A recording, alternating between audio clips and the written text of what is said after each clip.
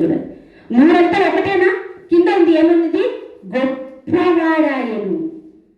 అసలు కరువులో కూడా గొప్పవాడైనాడంట. చూడండి, కరువులో కూడా దేవుడు గొప్పగా ఆశీర్వదించాడంట, గొప్ప స్థితిలో ఉంచాడంట, గొప్ప ఉన్నతమైన స్థితిలో ఉంచాడంట. దేవుని బిడ్డలమైనటువంటి మనం ఎన్నడూ కూడా భయపడాల్సిన అవసరం లేదు. దేవుడు కరోనా వచ్చిందండి, 2 ఏళ్ళు 3 ఏళ్ళ వరకు ఆ కరోనా దెబ్బతో పనులు లేవు, ఉద్యోగాలు లేవు, వ్యాపారాలు లేవు, తిండి లేదు. కానీ మనం అందరం పోషించబడలేదా? కరోనా టైంలో తినడానికి తిండి లేదు, వెళ్ళడానికి పనికి లేదు, లేనటువంటి పరిస్థితిలో ఉంటే దేవుడు ఏదో ఒక రూపకంగా ప్రభుత్వం ద్వారానో, ఎవరి ద్వారానో, వాళ్ళ ద్వారా, ఇళ్ళ ద్వారానో కానీ లేండి, దేవుడు మనందరినీ పోషించలేదా? ఆరోగ్యంతో ఉంచలేదా? మరి కరోనాలోనే అంత మందికి దేవుడు పోషించి ఈరోజు సజీవుడక్కలో ఉంచింటే, అంత కరువులోనే దేవుడిని నువ్వు ఆశీర్వదించింటే, మరి ఇప్పుడు ఎందుకు మనం భయపడతా ఉంటాం? చిన్న రోగం వస్తే చాలు భయం భయం భయం భయం. కానీ దేవుడు నిన్ను ఆశీర్వదిస్తాడు. అబ్రహాముతో ఇచ్చాడు కదా వాగ్దానం, అబ్రహాము నీవు అనేకులకు ఆశీర్వాదకరంగా ఉంటావయ్యా. అబ్రహాం వాగ్దాన పుత్రులమే మనము. మన తండ్రికి వాగ్దానం చేపట్టాలంటే అది వాగ్దానం మనకు కూడా వర్తిస్తుంది, అది మనకు కూడా చెందుతుంది. అబ్రహాం ఆశీర్వాదానికి కర్తగాను అనేకులకు ఆశీర్వాదకరంగా ఉంచుతానంటే ఆయన బిడ్డలమైనటువంటి మనము కూడా ఆశీర్వాదానికి కర్తలమే. అందుకే దేవుని వాక్యం ఉంది కదా, మీరు ఆశీర్వాదములకు వారసులగుటకే పిలువబడితిరి. మీరు వారసుల ఆశీర్వాదానికి ఎందుకు భయపడుతున్నారు? కరువులో ఉంటే మీకేం భయము? నేను ఆశీర్వదిస్తాను కదా. రోగంలో ఉంటే మీకేంటి భయము? నేను నిన్ను ఆశీర్వదిస్తాను కదా. ఏ ఇబ్బందులు వచ్చినా, ఏ కష్టాలు వచ్చినా మీరు భయపడకండి. దేవుడు లేని స్థితిలో నుంచి దేవుడు ఉన్నత స్థితిలోకి ఆశీర్వదిస్తాడు. హల్లెలూయా. కరోనా సమయంలోనే దేవుడు ఆశీర్వదించాడు. బర్డ్స్ ఫ్లూ అంట, కొత్త వైరస్, చికెన్ ద్వారా, అదే కోడి ద్వారా, రకరకాలుగా చూడండి, రకరకాల వైరస్లు వస్తున్నాయి. కానీ భయపడకండి. ఎన్ని వచ్చినా కానీ, ఎన్ని పరిస్థితులు ఉన్నా కానీ, ఎన్ని అవరోధాలు ఉన్నా కానీ, ఎన్ని ఇబ్బందులు ఉన్నా కానీ అక్కడే నిన్ను ఆశీర్వదిస్తాడు. కష్టంలోనే ఆశీర్వదిస్తాడు, ఇబ్బందుల్లోనే ఆశీర్వదిస్తాడు, రోగంలోనే ఆశీర్వదిస్తాడు. ఎక్కడ నువ్వు ఉన్నావో అక్కడే దేవుని దగ్గర ఉంది చాలు. హల్లెలూయా. కరువులో కూడా దేవుడు ఇస్సాకును ఆశీర్వదించాడు. కరువులో కూడా దేవుడు ఇస్సాకును గొప్పగా ఆశీర్వదింపచేసి ఫలించాడు. ప్రార్థన అనేటువంటి విత్తనమును, వాక్యం అనేటువంటి విత్తనమును, కన్నీటి అనేటువంటి విత్తనమును, సేవ అనేటువంటి విత్తనమును, జీవితం అనేటువంటి విత్తనమును, ధనం అనేటువంటి విత్తనమును వేసి 100 ఆశీర్వాదాన్ని ఇస్సాకు పొందుకున్నాడు. నువ్వు కూడా ఏ సమస్య వచ్చిందో ప్రార్థన అనేటువంటి విత్తనాన్ని విత్తు, వాక్యం అనేటువంటి విత్తనాన్ని చేత పట్టుకో, కన్నీళ్ళు అనేటువంటి ప్రార్థన విత్తనాన్ని నువ్వు చేత పట్టుకో, సేవ చేయాలి, పరిచయం చేయాలనేటువంటి విత్తనాన్ని పట్టుకో. కష్టాలు ఉండని, బాధలు ఉండని, ఏమన్నా ఉండని, నేను సేవ చేస్తాను, ప్రార్థన మానను, కన్నీటి ప్రార్థన చేస్తాను.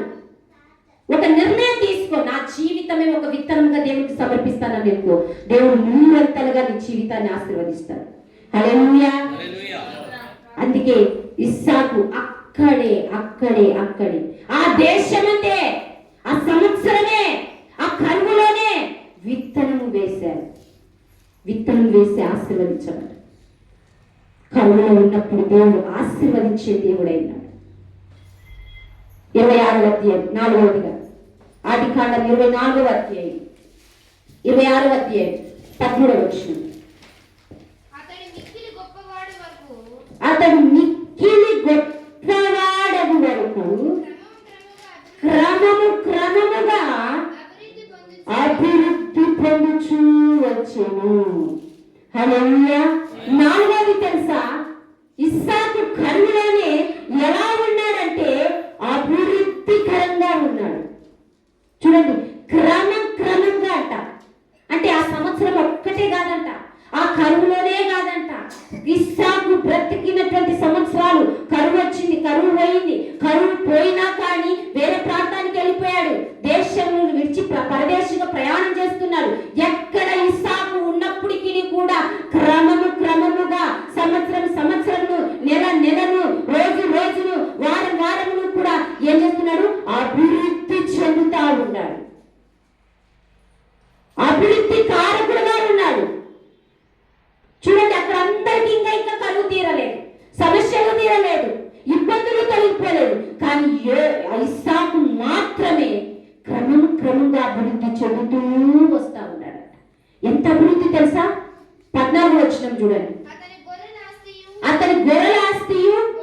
గొడ్లాస్తియు దాసులను గొప్ప సమూహమును కలిగినందున చాలు. చూడండి ఎంత ఎంత ఆస్తి, చూడండి గొర్రెల ఆస్తి అంట. నీళ్ళు ఎంత వస్తాయి గొర్రెలకు? నీళ్ళలో వస్తాయి. అసలు కరువులో ఉన్నాడు. గొర్రెల ఆస్తి అంట. గొర్రెలు పిల్లలు కంటూనే ఉన్నాయంట, విస్తారం అయిపోతున్నాయంట. గొడ్ల ఆస్తియు, గొడ్లంట దీనికి కావాలి కదా, అవి కూడా ఒకటి సంతాన అభివృద్ధి చేస్తున్నాయంట. దాసులు పని వాళ్ళంట. అయ్యా నీ దగ్గర నేను పనికి వస్తానయ్యా, అయ్యా నీ దగ్గర నేను ఉంటానయ్యా. ఇంకా గొర్రెలు గొడ్లు చూసుకోవడానికి పనులు కావాలి కదా, ఇంట్లో పని చేసడానికి కావాలి కదా, దానికి మేత పెట్టడానికి మేపడానికి కావాలి కదా. దాసులను గొప్ప సమూహం అంట. చూడండి ఎంత విస్తారమైన అభివృద్ధి. చూడండి ఎవరిచ్చారు? కరువులోనే ఉండాలి ఇస్సాకు, ఇంకా ఎక్కడ పోలే అసలు, ఇంకా పోయే అవకాశం లేదు. ఈ 15వ వచనంలో వెళ్ళిపోతాడు. లాస్ట్కి ఏమంటే 15వ వచనంలో ఏం చేస్తాడు? 15వ వచనం చూస్తే, కలిగినందున ఫిలిష్తీయులు అతని యందు అసూయపడి అబ్రహాము దినములలో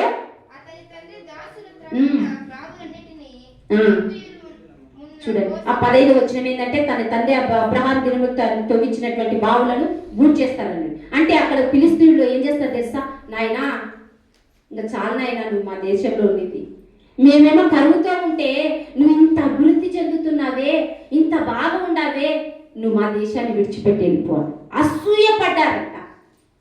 అతని అభివృద్ధిని చూసి అసూయపడి ఓర్వలేక ఆ దేశంలో నుంచి ఇస్సాకును పంపించేశారు. చూసారా ఎంతగా ఒక మనిషి అసూయపడేంతగా దేవుడు అభివృద్ధి చెందాడు. ఎట్లా? మామూలు అభివృద్ధి కాదండి, క్రమంగా అంట. రోజు రోజు, వారానికి వారం, నెలకు నెలకు, సంవత్సరము ఏ పని చేసినా కానీ ఇస్సాకుకు అభివృద్ధి జరుగుతానే ఉంది. నష్టం అనేది కలగలేదు. కారణం ఏంటంటే అభివృద్ధి చెందుతున్నాడంటే కరువులోనే ఉండి అక్కడే నిలబడ్డాడు. కరువును చూసి పారిపోయింది ఇంత ఆశీర్వాదం వచ్చేదా? ఇంత అభివృద్ధి వచ్చేదా? ఇంతగా దీవించబడేవాడా? అందుకే కరువులోనే ఉన్నాడు కాబట్టి, కరువులోనే బ్రతుకుతున్నాడు కాబట్టి, కరువులోనే దేవుని నిలబడ్డాడు కాబట్టి, కరువులోనే దేవుని నమ్ముకొని ఉన్నాడు కాబట్టి క్రమంగా అభివృద్ధి చెందాడు. ఇటువంటి అభివృద్ధి రావాలంటే దేవుని విడిచిపెట్టకుండా దేవునితోనే మనం ఉండాలి. క్రమంగా మనకు అభివృద్ధి ఎందుకు జరగడం లేదంటే మనం ఎక్కడో తప్పిపోతున్నాం, ఎక్కడో తప్పులు చేస్తున్నాం. ఇస్సాకు ఎక్కడికి పోలే, అక్కడే ఉన్నాడు. ఏమన్నా కానీలే, కష్టం రాని, నష్టం రాని, బాధలు రాని, ఈ కరువులోనే వీళ్ళందరితో పాటు నేను చచ్చిపోతా, నేను ఇక్కడ ఉంటా. ఎందుకు? మొదటి పాయింట్లో చూసాం కదా, దేవునికి లోపడ్డాడు కాబట్టే ఆ ప్రాంతాన్ని విడిచిపెట్టుకోకుండా అక్కడే ఉన్నాడు కాబట్టి అంత క్రమంగా అభివృద్ధి జరిగింది. అది గుర్తుపెట్టుకోవాలి. ఒకదానికొకటి లింక్ అనేది ఇక్కడ ఉంది. అది మనం ఆలోచించాలి. దేవునికి లోపడ్డాడు, లోపడిన వ్యక్తి సరి చేసుకున్న వ్యక్తి ఆశీర్వదించబడ్డాడు. ఆశీర్వదించబడడమే కాకుండా క్రమంగా అభివృద్ధి చెందుతున్నాడు. ఈ క్రమం అనేది మనకు ఉండాలి జీవితంలో. మనమేంటి తెలుసా? ముందు అభివృద్ధి కావాలి, మళ్ళీ ఆశీర్వాదం కావాలి, మళ్ళీ టైం ఉంటే సరి చేసుకుంటాము, మళ్ళీ టైం ఉంటే దేవుని మాట వింటాము. వెనక నుంచి కావాలని కోరుకుంటాం. ఇప్పుడు 1, 2 ఉన్నాయి. 1 నుంచి లెక్క పెడతావా? 100 నుంచి లెక్క పెడతావా? 1 నుంచి లెక్క పెడతాం. కానీ ఈ క్రమంలో ఇస్సాకు ఉన్నాడు కాబట్టి చివరికి వచ్చారు కదా, క్రమంగా దేవుడు అతన్ని ఆశీర్వదించాడు. ఈ క్రమబద్ధమైనటువంటి జీవితం అనుకుంటారు. ఒక క్రమమైనటువంటి జీవితం. ఎప్పుడంటే అప్పుడు రావడం, ఎప్పుడంటే అప్పుడు పోవడం. ఒక వారం వచ్చి దేవుని వాక్యాన్ని, దేవుడు ఆ స్తోత్రం నాకు జరిగించినైనా, రేపు వారం వచ్చి సాక్ష్యం చెప్తా అంటే జరగకపోతే ఏమంటారు తెలుసా? అయ్యో దేవుడే చేయలేదు అంటే. క్రమంగా చర్చికి రాము, క్రమంగా ప్రార్థన చేసుకోము, క్రమంగా దేవుని వాక్యం వినము, క్రమంగా దేవునికి దశభాగాలు ఇవ్వము, క్రమంగా దేవుని పరిచయం చేయము, క్రమంగా దేవుని కార్యక్రమాలలో పాల్గొనము, క్రమంగా దేవుని యొక్క గుడికలను రాము. కానీ దేవుడు మాత్రము అభివృద్ధి చేయాలి.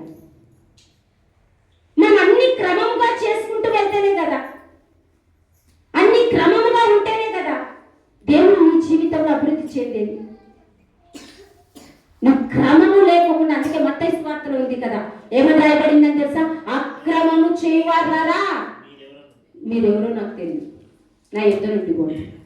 రేపు అక్కడ దేవుడు అదే అంటాడు, ప్రభువా నేను నాయనా పలానా రామలక్ష్మణ్ కూరగాయలు అనుకుంటాను ఆయన, మా చర్చికి పోతాను 5-6 మందిని చర్చికి నడిపించినాను ఆయన, నన్ను తెద్దంటావా అంట.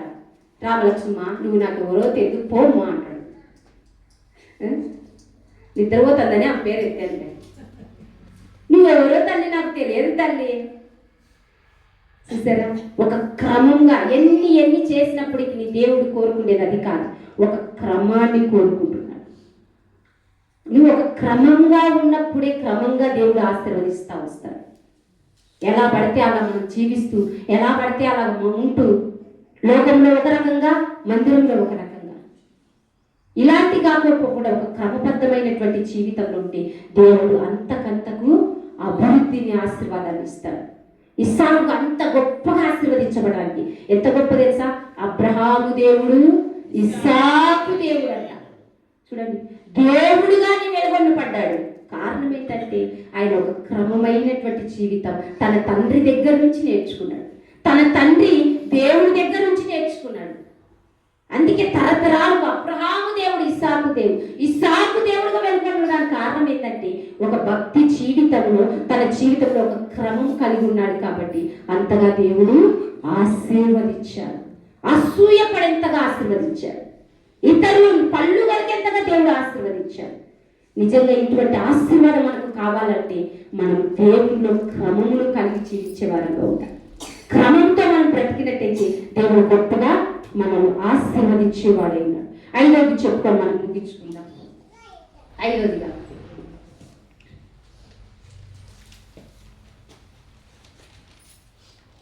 13వ వచనం నుంచి అతడు 26వ అధ్యాయం 13వ వచనం, మిక్కిలి గొప్పవాడగు వరకు క్రమముగా అభివృద్ధి పొందొచ్చు. 14 అతనికి గొర్రెలాస్తియు గొడ్లాస్తియు దాసులను గొప్ప సమూహమును కలిగినందున ఫిలిష్తీయులు అతని యందు అసూయపడిరి. 15వ వచనం, అతని తండ్రి అయిన అబ్రహాము దినాలలో అతని తండ్రి దాసులు తొలగినటువంటి బావులన్నిటినీ కూడా ఫిలిష్తీయులు మన్ను పోసి పూడ్చివేసిరి. చూడండి, 5వదిగా చూసినట్లయితే కరువులో ఉన్నటువంటి ఇస్సాకు 26వ అధ్యాయం 5వ వచనంలో కూడా చూద్దాం. ఏలనగా అబ్రహాము నా మాట విని నేను విధించిన దాన్ని, నా ఆజ్ఞలను, నా కట్టడలను, నా నియమములను గైకొనవలెనని చెప్పాను. చాలు. ఇక్కడ చూడండి, 15వ వచనంలో చదివినప్పుడేమో తన తండ్రి అయిన అబ్రహాము దినాలలో తవ్వించినటువంటి బావులంట ఫిలిష్తీయులు ఏం చేశారు? పూడ్చివేశారంట. అయితే ఇక్కడ అంటున్నాడు 5వ వచనంలో, నా మాట విని నేను విధించిన ఆజ్ఞలను, కట్టడలను, నియమములను గైకొనని చెప్పాడు. అంటే 5వదిగా ఇస్సాకు కరువులో ఉన్నా కానీ దేవుని కట్టడలను అనుసరించిన వాడు, దేవుని యొక్క కట్టడలను అనుసరించాడు. తన తండ్రి మాట విని విధించినటువంటి ఆజ్ఞలను, కట్టడలను, నియమములను గైకొనవలెనని, తన తండ్రి నియమించిన కట్టడలను, ఆజ్ఞలను అనుసరించినటువంటి వాడుగా ఉన్నాడు. ఫిలిష్తీయులేమో అబ్రహాము దినాలలో తగిన బావులను చేసిన వాళ్ళు తప్పు చేస్తున్నప్పటికీ, వాళ్ళు ఆజ్ఞలను, కట్టడలను వారు మితిమీరుతున్నప్పటికీ కూడా ఇస్సాకు మాత్రము వాటిని గైకొంటూ అనుసరిస్తూనే ఉన్నాడు. ఈనాడు కట్టడలు, ఆజ్ఞలు ఏంటి తెలుసా? విధులు వాక్యమే. మనకి ఇవ్వబడినటువంటి కట్టడలు ఏంటంటే ఇవే, పరిశుద్ధమైనటువంటి బైబిల్ ఉన్నటువంటి మాటలే. కట్టడలను, ఆజ్ఞలను, విధులు అన్నిటన్నీ కూడా పరిశుద్ధ గ్రంథంలో చాలా దేవుడు పొందుపరిచాడు. వీటిని మనం ఏం చేయాలి తెలుసా? అనుసరించే వారంగా ఉండాలి. కష్టం వచ్చినా కానీ నువ్వు అనుసరించు, నష్టం వచ్చినా కానీ నువ్వు అనుసరించు. కొంతమంది ఏం చేస్తుంది తెలుసా? నా మనసు అంతా బాగలేదు, వాక్యం వినలేకపోతాను. బాగలేనప్పుడే నువ్వు వినాల్సింది. పెట్టుకో. నీ మనసు బాగలేదా? గుండె ఎంత భారంగా ఉందా? కన్నీళ్లతో ఉండవా? కొద్దిసేపు సెల్లులో వాక్యం పెట్టుకో. నీ వాక్యమే నన్ను బ్రతికించెను బాధలలో. మరి ఆ నెమ్మదిచ్చే వాక్యం ఉన్నప్పుడు ఏడుస్తా కూర్చుంటే బదులు వాక్యం పెట్టుకొని విను. ఆ కట్టడలే కదా నీకు, ఆ విధులే కదా, ఆ వాక్యమే కదా, ఆ నియమాలే కదా నిన్ను ఆదరించి ఓదార్చేది. ఏ బాధ వచ్చినా కానీ మనం చదవవలసింది ఏంటి తెలుసా? దేవుని యొక్క వాక్యాన్ని. ఈ వాక్యాన్ని మనం చదవాలి. ఏడుస్తున్నావా? బాధ వస్తుందా? కన్నీళ్ళు వస్తున్నాయా? వాక్యాన్ని ఒకవేళ చదువురాని వాళ్ళైతే టీవీ పెట్టుకోండి, సెల్లులో వినండి. ఒకవేళ చదివించిన వాళ్ళు కొంచెం బైబిల్ ముందు పెట్టుకోండి, 2-3 వచనాలు చదవండి. ఈ ఆజ్ఞలను మనము చదవడం ద్వారా, అనుసరించడం ద్వారా మన జీవితంలో కొన్ని సమస్యలు తొలగిపోతాయి.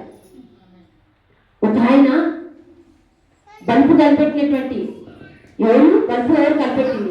Thomas Edison. ఆయన ఎలా బల్బు కనిపెట్టారు తెలుసా?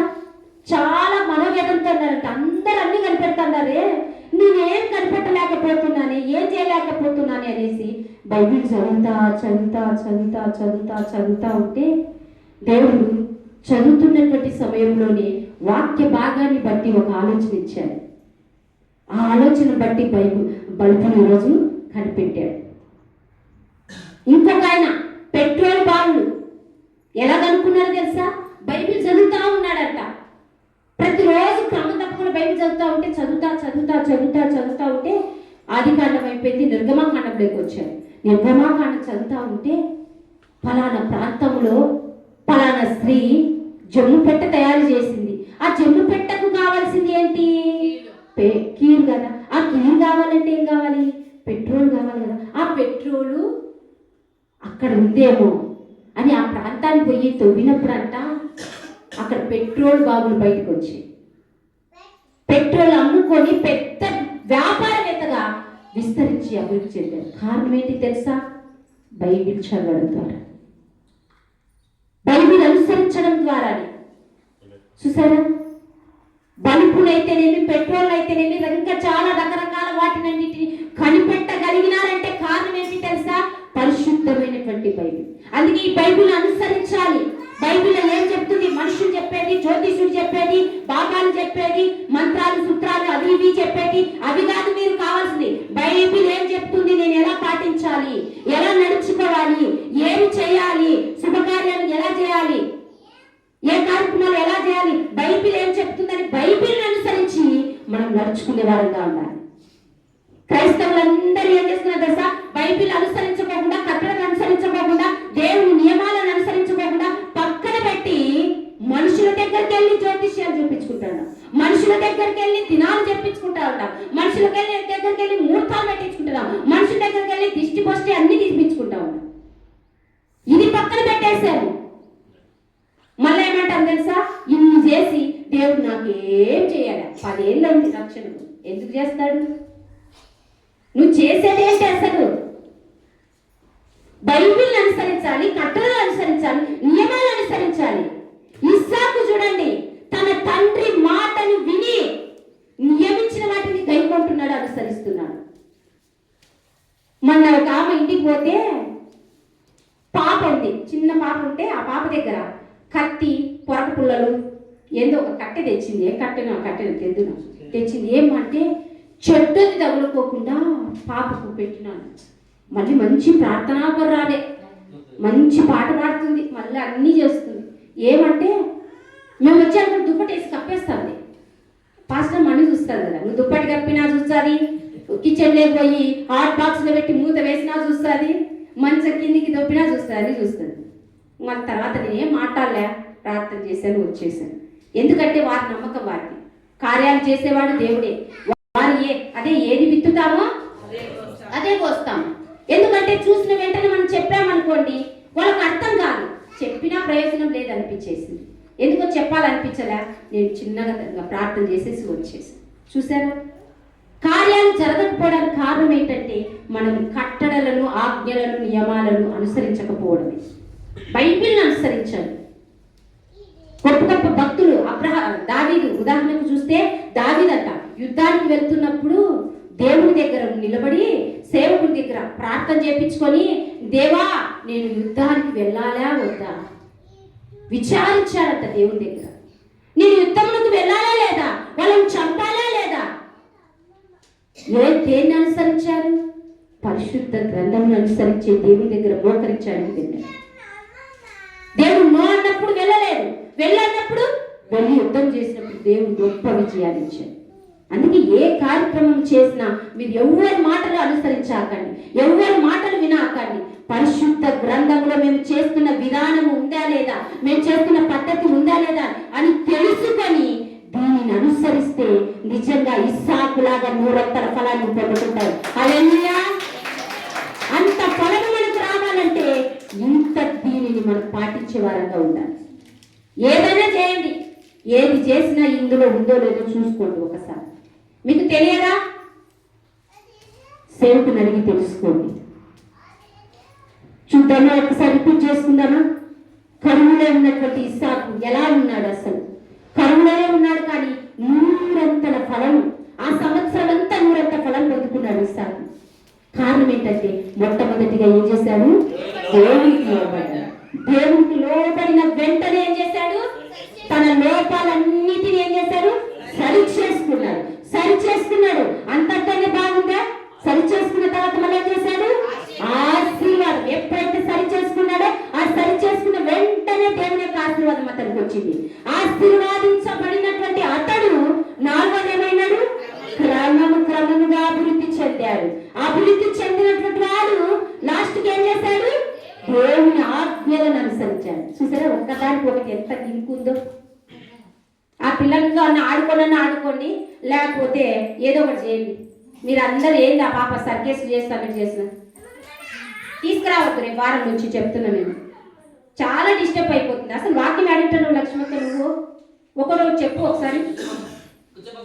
పిలుచుకొచ్చుకోవాలి. ఇంత పెద్ద పిల్లలను కూడా వదిలేస్తే ఎట్లా? చిన్న పిల్లలను వాడు చూడు ఏదో ఒక రకంగా. ఈ క్రమాన్ని నిజంగా మనము పాటించాలి. ఎంత క్రమం ఉందో చూడండి. దేవునికి లోబడ్డాడు, సరి చేసుకున్నాడు, ఆశీర్వదించబడ్డాడు, క్రమంగా అభివృద్ధి చెందాడు. లాస్ట్ కు అభివృద్ధి చెందిన వ్యక్తి అట్టలో ఉన్నాడా? దేవుని కట్టడలను, నియమాలను అనుసరించాలి. అది భక్తి జీవితంలో మనకు ఉండాల్సినటువంటి లైఫ్ క్రమము. అందుకే కరువులోనే ఇస్సాకు ఏం చేశాడు తెలుసా? ఇలా ఉన్నాడు కాబట్టి ఏమని రాయబడింది 12వ అధ్యాయంలో?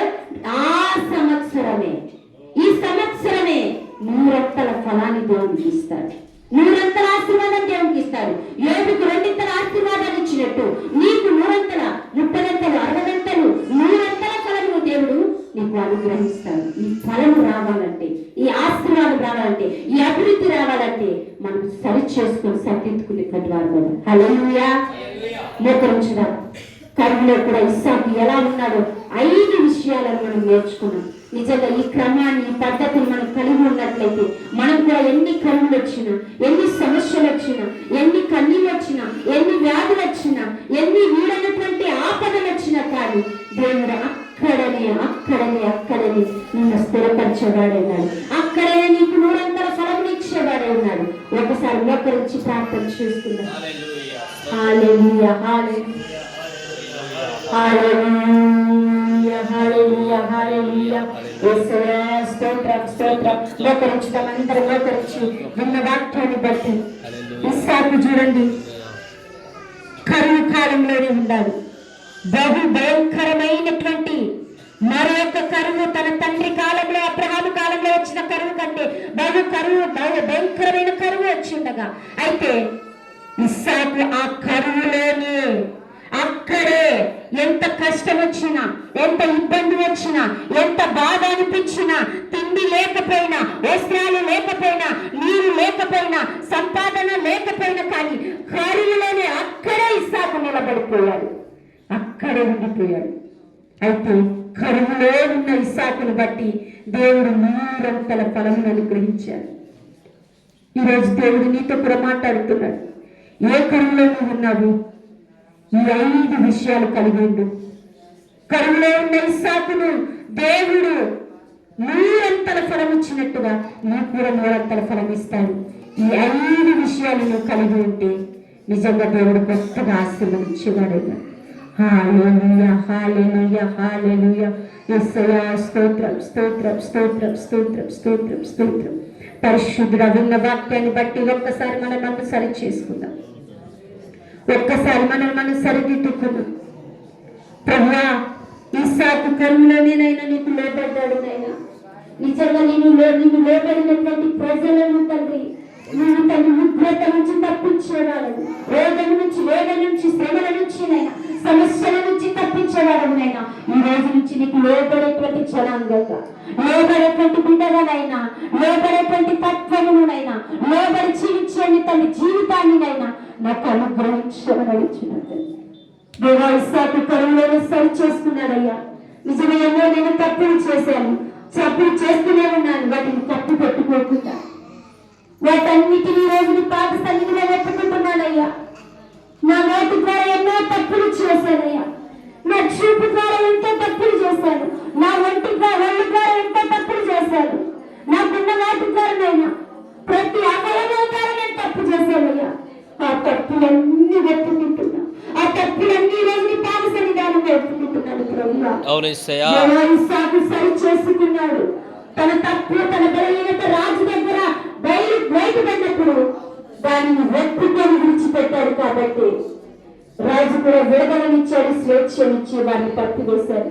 ఈ రోజు కనికరా పూర్ణుడైనటువంటి దేవుడు కూడా నిన్ను క్షమించేవాడై ఉన్నాడు, నిన్ను రక్షించేవాడై ఉన్నాడు. నువ్వు చేసే ప్రతి పాపమును ఆయన క్షమించుతాడు. దేవుడా, నేను సరి చేసుకుంటున్నానయ్యా. ఏ విషయంలో నేను సరి చేయబడ్డాలో వాక్యం అనే అర్థంలో నేను చూసుకోవడానికి సహాయం చేయండి. మూడవదిగానైనా ఇస్సాకు కరువులో నేను ఆశీర్వదించాడు. నేనున్న ఈ కరువులో నన్ను ఆశీర్వదించండి. నేనున్న కరువులోనైనా, అనారోగ్యంలో నన్ను ఆశీర్వదించండి. ఆర్థిక విషయంలోనే తండ్రి ఇబ్బందులతో ఉన్నప్పటికీ నన్ను ఆశీర్వదించండి. ఏ పరిస్థితుల్లో నన్ను ఆశీర్వదించునైనా. 4వదిగా క్రమంగానైనా ఒక క్రమబద్ధమైనటువంటి అభివృద్ధి నా జీవితంలో జరిగించండి. క్రమంగా నేను బ్రతుకుతున్నైనా అభివృద్ధి చెందే కృపను దయచేయండి. కట్టడలను, నియమాలను నేను అనుసరించే విధంగా నన్ను ఉంచమని అడుగుచున్నాను తండ్రి. ఈ 5 విషయాలను బట్టి ఒక్కసారి నెమరు చేసుకోండి. ఎందుకు మరొకసారి 5 విషయాలు నేను చెప్పానంటే చాలా మందికి చదువురాని వారు నన్ను గుర్తు చేసుకుంటారని, వాక్యంలో మరి సరి చేసుకుంటారనే ఉద్దేశంతో వారిని చెప్తూ వస్తున్నాను. హల్లెలూయా, హల్లెలూయా. విన్న వాక్యాన్ని బట్టి ప్రార్థన సమయంలో ప్రసాదం నడిపిస్తుంది. హల్లెలూయా, హల్లెలూయా. ప్రార్థన చేసుకుందాం.